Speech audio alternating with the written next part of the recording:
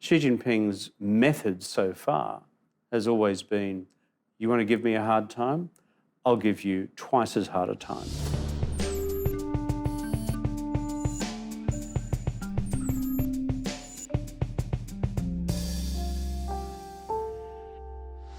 President Trump escalating his trade war with China, threatening new tariffs that they're coming soon, and they are sweeping. Starting September 1st, a further $300 billion worth of Chinese imports would be subject to 10% tariffs. Stocks across the globe are tumbling after China allowed its currency to fall to an 11-year low. The damage was widespread on Wall Street. If you had any doubt that the U.S. and China are in the middle of a trade war, I would say doubt no more.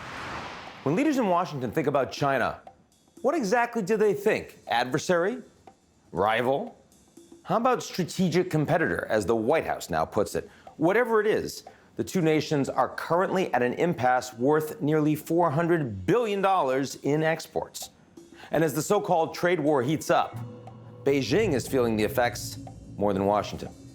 Hello and welcome to G0 World. I'm Ian Bremmer, and today I'll look into America's tit-for-tat sparring with China and examine what it means when the world's fastest-growing major economy starts to slow down. Then I'll speak with three experts with three very unique perspectives on China. Don't worry, I've also got your puppet regime. It's Crazy Donnie's greatest deficit-crushing, China-busting, logic-defying tariff extravaganza. But first, a word from the folks who help us keep the lights on.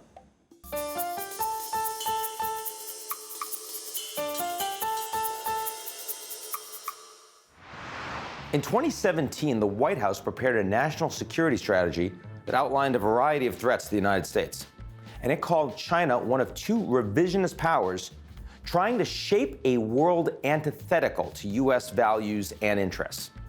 Since then, a lot has happened, including big back-and-forth tariffs from both sides. And so far, Beijing is getting the sharper end of the stick. So what does it mean for China when escalating tariffs combine with a dampening demand for goods and services?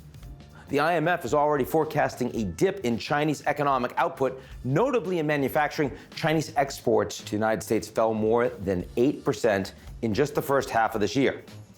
Advantage Trump, right? Well, not necessarily. Even with the slowdown, we're still talking about the kind of Chinese growth which any country would be envious of. The breakneck days of double-digit expansion are long gone from China, but 6% growth in China is still the equivalent of adding the entire GDP of Brazil every 2 years, India every 6 years, even the United States in a decade. So let's not oversell this. Plus, China has a knack for the long game. Despite protests in Hong Kong, you've certainly seen them, it's a one-party state without any significant internal threats to its power. And Chinese leadership has been eyeing the upcoming U.S. presidential elections for signs of weakness. In other words, both sides seem to think they have the upper hand. And those sort of attitudes don't usually lead to a breakthrough in negotiations. For a closer look at the fundamentals, let's go to our all-star trio of guests. I've got U.S. Senator Chris Coons, professor at the LSE, Ku Jin, and last but certainly not least, former Prime Minister of Australia, Kevin Rudd. Let's get to it.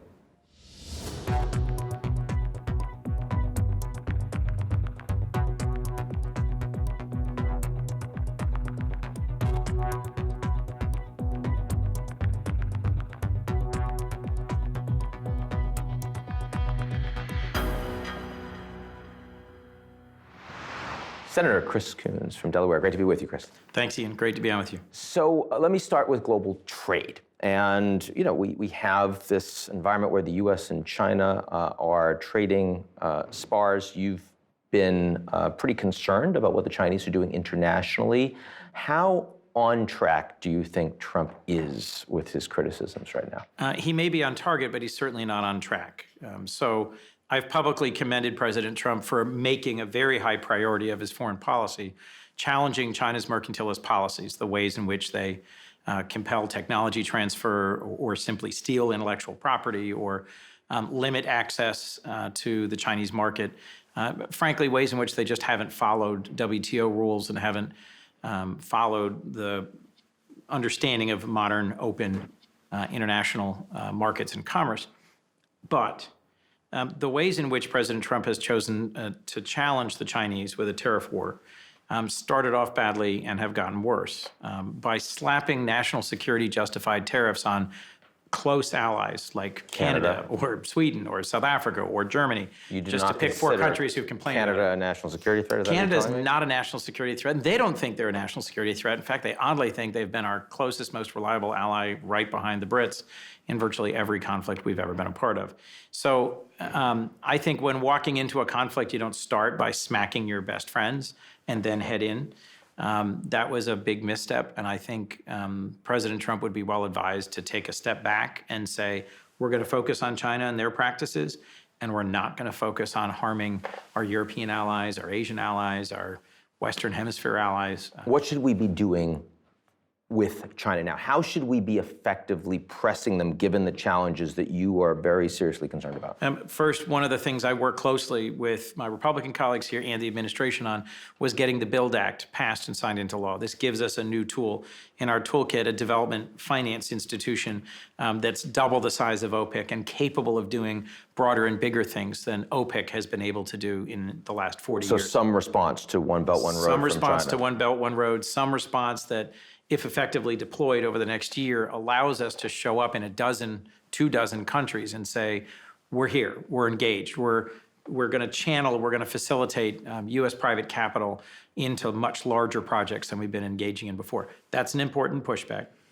Second, we need to be having real play some conversations. offense, basically. Play some offense. Okay.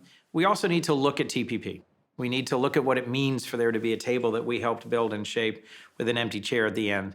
And whether there is some scenario under which it's in our interest, in our workers' interest, in our economy's interest, but also helps reunite our allies around the Pacific Rim by re-engaging with a new TPP. Now, you put a letter in on, specifically to the Secretary of State, on the massive footprint that China's developing in the Horn of Africa, the base in Djibouti.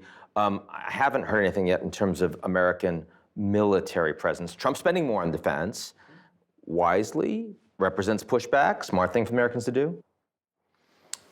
Your question is, does it represent a wise investment for us to spend more on defense, or are we doing enough in the Horn? Wise, in terms of the Chinese are obviously doing a lot more. They're now talking about a third aircraft carrier as well. I'm more talking about the Horn because I know it's something, you're raising an alarm that's saying, hey, the Chinese militarily are suddenly flexing. Yes. How do you think the Americans should respond? How are we responding? We should respond by investing in alliances and partnerships and by strengthening and modernizing weapons platforms and systems to deal with the security situation we're likely to be in. The South China Sea, the growing Chinese Blue Water Navy are areas where we are likely to face significant threats that without modernization, both of our Navy and of a number of our other operational capabilities, we're not really adequately prepared for. We need to present an alternative to an approach, One Belt, One Road, through which the Chinese are gaining access to or control over or almost literally ownership of key strategic deepwater ports, from Djibouti to Sri Lanka, really all across the Indo-Pacific. Where the Chinese are doing an awful lot in all these places, If we're going to challenge the framework that they're presenting, we need to come with a stronger and better argument. So far, what I've heard is a lot of talk about carrots, a lot of talk about U.S. strategy, to the extent that there needs to be stick in the American, arsenal with the Chinese. What do you think the largest and most effective stick should be? If we have an alternative, values-based, international order, where trade and access to trade requires openness, that's the best alternative, I think. So there are challenges in the WTO that we could be more aggressive at bringing. There are challenges based on values that are important. If we continue to engage in relationships such as has been the case with the Saudis, the Khashoggi incident was a pretty critical turning point for us. If we only look at our relationships internationally in terms of transactions and not in terms of values and transactions, then we look more and more like the Chinese in terms of how we interact with the developing world, how we interact with our close allies. I think it's important that we have a values proposition that's different than the Chinese. The Chinese come to heads of state and say, we're not going to ask difficult questions, non-interference in your domestic affairs. We're not going to press you about free press, about human rights, about politically open systems. There's a lot of things that are difficult that we're just not going to raise. And they point to us and say, those guys, however, will interfere in your internal affairs. We have a different view, which is that what we stand for has been codified in the UN Universal Declaration of Human Rights and actually is the best path forward towards all countries to be free and fair and open. And that has attracted allies to support the United States over 70 years. Chris Coons, thank you very much. Thanks, Ian.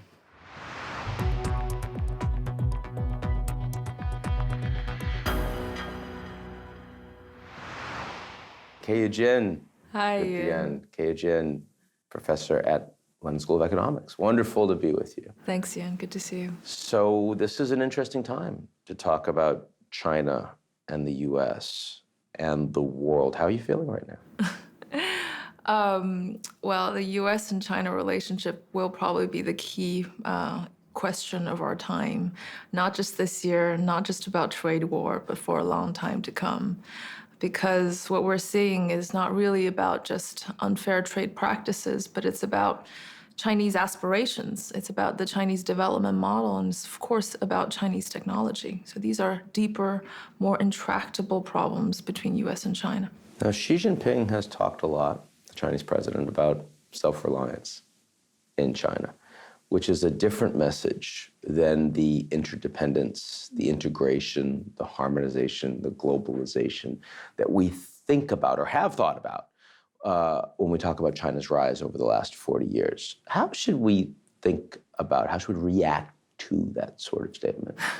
Well, guess why he's saying that? Guess what's causing that? It's actually the trade war with the U.S. China now recognizes that this era of interdependence might step back, that China can no longer rely on U.S. technology and much less on the external economy, so on its exports, and therefore has to turn internally to rely on its domestic demand to push up the economy, to drive forth the economy, and also has to rely on its own technology. Because to the Chinese government today, there's no way out. There's no way out of this, the tension between China and the U.S. because China recognizes this is gonna stay. The rivalry is to stick around. Whether or not there's a deal between Trump and Xi Jinping on trade. That is irrelevant. And I can almost be sure that China is very much ready to make concessions on the trade deals. That's simple for China. China's ready to pay some cost, bear some burden to uphold this multilateralism, to give Trump a little bit what he wants. The most important thing to recognize You said to satisfy Trump's ego. Well, there's a purpose to that, because what is that purpose? Xi Jinping's most important, let's say Xi's priority is to avoid any kind of subversive forces in China or outside China. So that means domestic economic and social stability, and also avoiding an outright collision with the U.S. So if on trade, China can make some concessions and it's not a big deal for China, then they will do it.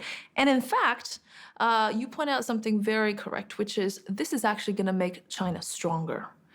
Pressure from the U.S. will make China stronger in the long term because it's relying more on consumption rather than exports, that all these efforts, endeavors going to innovation and resources now allocated to innovation has picked up in the last few months because, again, China, there's no way out.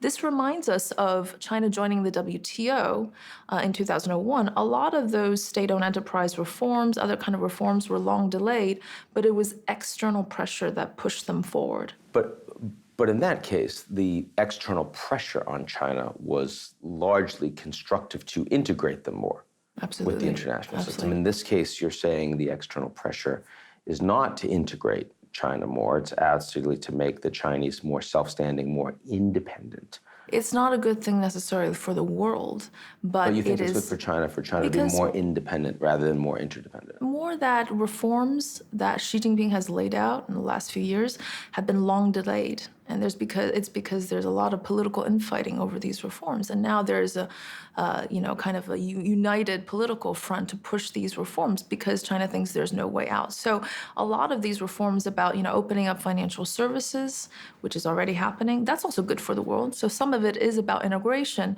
lowering tariffs so that consumers can enjoy French wine and American cars, a wider variety of consumer goods. This is good for China.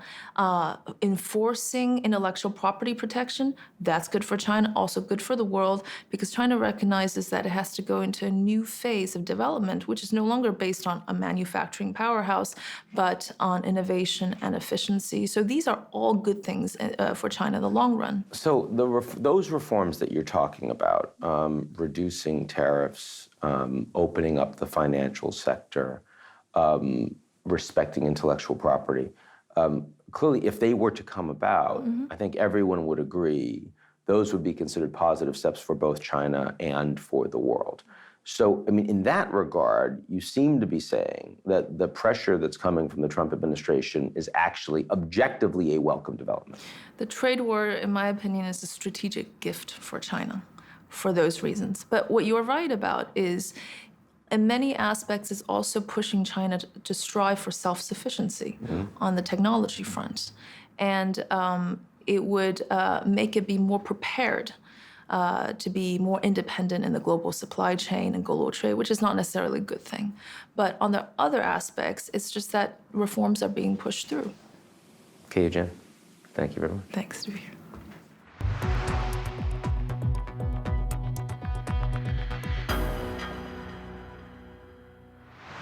Prime Minister Kevin Rudd, great to be with you. Dr. Bremmer. Yes, indeed. How's life? Life is good, but China's interesting. If you were kind of looking at all of the constellation of difficulties that Xi Jinping is presently facing, how would you rank them? What would you tell people to say, here's what I'd really be paying attention to? In terms of the pressures, I put them into three boxes. Number one, the trade-related box, but with one twist. There's a criticism of the administration in Beijing that they didn't get their analysis of how serious Trump was right. But secondly, they also thought Europe would stay on their side and not rejoin the American side.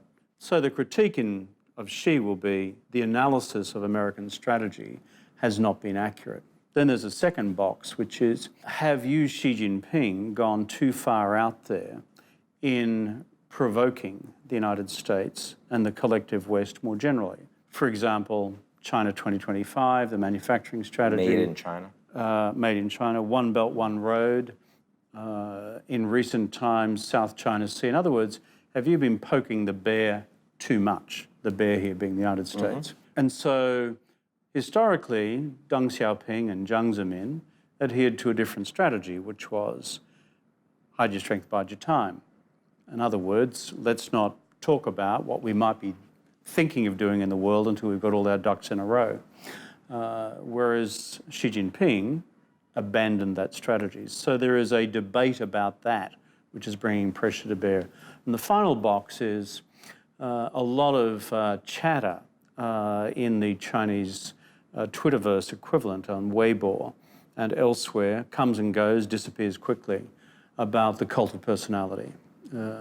That is the critique that there is too much of Xi Jinping as the dominant leader in Chinese politics, more so than at any time since Mao. Now, we don't know which way Xi Jinping is going to react. He can double down and treble down. Xi Jinping's method so far has always been, you want to give me a hard time? I'll give you twice as hard a time. Your gut tells you that's what's going to happen this time? I can only base it on his behaviour so far. But this is probably the most pressure he's faced since 2012 when he took over. How far do you think the Chinese government presently thinks in terms of a global role? How much of the world they want to be able to determine? Well, those are two different questions. I mean, I think if you look carefully at what Xi Jinping has said, the very significant change in Chinese language is this. 5 or 6 years ago, China was going to participate in the reform of the global system. Chinese word is 参加. Then a few years on, China would help guide the reform of the global system. 引导 is the Chinese verb. 2 months ago, it became China will lead the reform of the global system, 领导. This is a very significant linguistic transformation, given that China speaks through these sorts of formulations as a one-party state.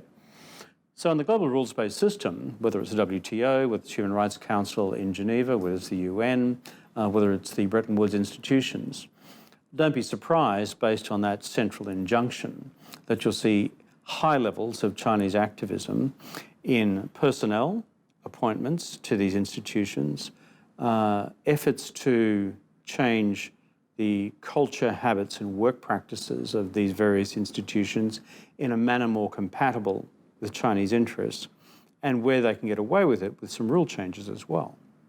So that has been underway for the last couple of years.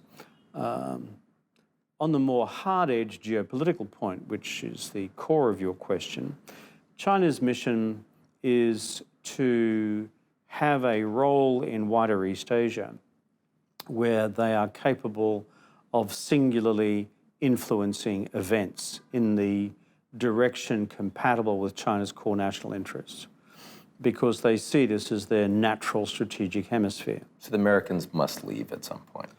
It's been quite plain from Chinese declaratory policy for decades that they want to see the end of US alliances. They don't see a future for the United States in the region in a geostrategic sense.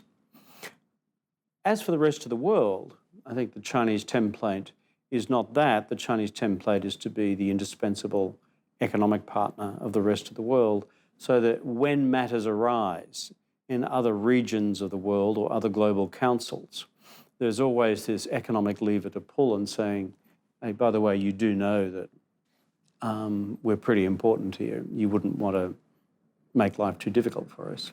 On the security relationship, I think Chinese policy has not yet been challenged in the South China Sea by the United States to any significant extent. It remains to be seen whether there'll be any change on that score. Where Trump, I think, in the China relationship has given China a lot of encouragement has been the periodic outbreak of frustration on his part toward American allies generally in Asia and in Europe. So if you had to pick Trump or Obama in terms of preferable policy towards China so far, you'd say? I'd say they dealt in different times and different periods. Yeah, I know. Of the China relationship. That's terribly diplomatic. Now, it sounds like you're saying kind of Trump is surprisingly to you doing a better job on China. No, I'm not saying that. I'm saying that on the economic relationship, his reaction has been so in your face that it's caused an internal debate to emerge in China whether they have gone too far. Do you think, when you talk about potential backlash, I mean, the stories we, of course, see in the United States are all about China's putting a space base in Argentina. China's got a military base in Djibouti. China's doing massive economic and infrastructure work all over the world. It only seems to be speeding up, not slowing down. Do you think there's any reason to challenge that conventional wisdom yet? Yeah, because it's a much more ambiguous picture than the one you've just described. Wherever China might be succeeding in, let's call it, the Greater Belt and Road Initiative for all mankind, there are simultaneous failures as well. So the picture is a mixed one. What the United States needs to understand, and others, is there is, however, a grand strategy. It's clear, it's being implemented with partial success. What the Chinese would be quick to say to you in response, and to me, is there is no American grand strategy. Kevin Rath, thank you very much. Good to be with you, Dr. Bremmer.